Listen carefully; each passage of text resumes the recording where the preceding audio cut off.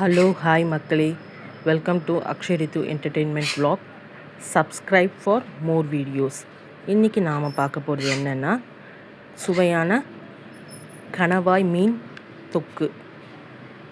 அது எப்படி பண்ணலான்னு பார்க்கலாம். தேவையானது வெங்காயம், தக்காளி, கொத்தமல்லி, கருவேப்பிலை, கணவாய், அப்புறம் இஞ்சி பூண்டு விழுது. முதல்ல கடாயில் எண்ணெயை ஊற்றி வெங்காயம், கருவேப்பிலை போட்டு நல்லா பொன்னிறமாக வதக்கிக்கோங்க. இதுக்கு இஞ்சி பூண்டு விழுது அதிகமாக தேவை. உப்பு கொஞ்சம் சேர்த்துக்கிறேன், ஏன்னா கொஞ்சம் சீக்கிரமாக வதங்கணும்.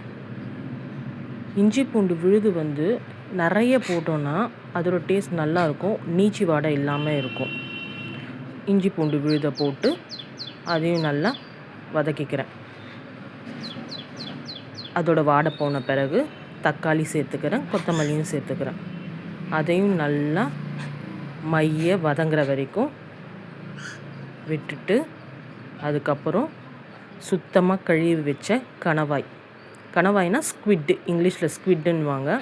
கணவாயை போட்டுட்டு அப்புறம் அதுக்கு தேவையான அளவு மிளகாய்த்தூள், எவ்வளோ காரம் வேணுமோ அவ்வளோ காரத்துக்கு ஏற்ற, அப்புறம் மஞ்சள் தூள். நான் ஆல்ரெடி உப்பு போட்டுட்டேன். நீங்கள் டேஸ்ட் பண்ணி பார்த்துட்டு உப்பு வேணும்னா சேர்த்துக்கோங்க.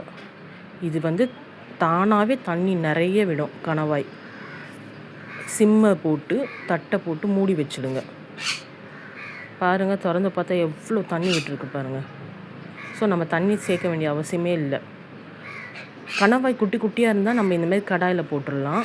கணவாய் கொஞ்சம் பெருசு பெருசாக இருந்தால் நீங்கள் குக்கரில் கூட போட்டுட்டு ஒரு 2 விசில் வந்த உடனேக்கே தண்ணி இருந்ததுன்னா சுருளை வதக்கிக்கோங்க. சுவையான கணவாய் ரெடி. தேங்க்ஸ் ஃபார் வாட்சிங்.